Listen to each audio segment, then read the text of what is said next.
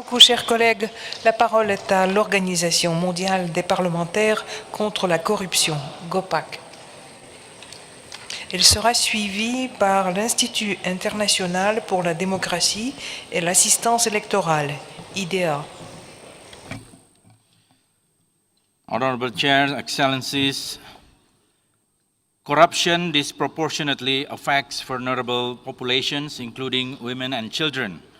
More than 2.6 trillion US$ has lost to corruption annually, affecting not only the economic growth but also aggravating the existing gender inequalities. The COVID-19 pandemic has also showed how the salience of corruption in public health services can undermine gains in women's empowerment, as they constitute almost 70% of healthcare workforce. Last year, the UNGAS Against Corruption highlighted diversity and inclusion as agents for change. The 2011 World Bank report suggested that having more women in parliaments is correlated to lower level of corruption. However, women are not sufficiently represented at all levels of decision-making processes. Female lawmakers only hold 26.1% of total parliamentary seats worldwide, which not only hinders change from taking place, but also implies that the gender equality is still far below the expected rate. The Global Organization of Parliamentarians Against Corruption, GOPAC, believes that anti-corruption and gender equality efforts tend to be mutually reinforcing, and that synergies between the two can strengthen policy decisions in achieving a more resilient world.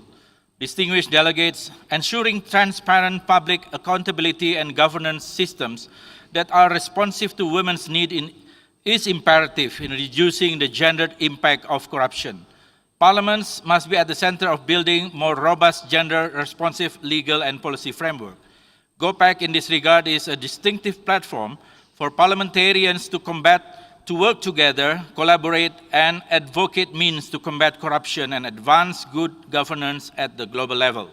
We encourage women and those who are affected by public decision to be involved in the decision-making process. We push for more access to women's presence in the legislative bodies and key policy-making positions. We also call for assessment of gender equality in the public recruitment processes and their representation at higher level points. Women's participation in public sector expenditure analysis is also needed to assess the impact of public spending decisions on women's rights. GOPAC hereby calls parliaments around the world to implement the gender-responsive budgeting and public monitoring of budget, enforcing stronger oversight of government funds that better respond to women's priorities.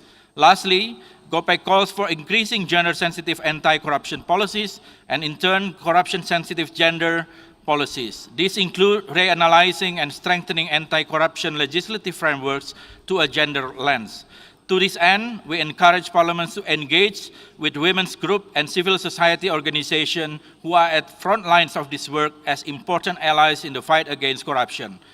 The time is now to address gender dimension of corruption, recovering stronger with integrity and gender equality. Thank you.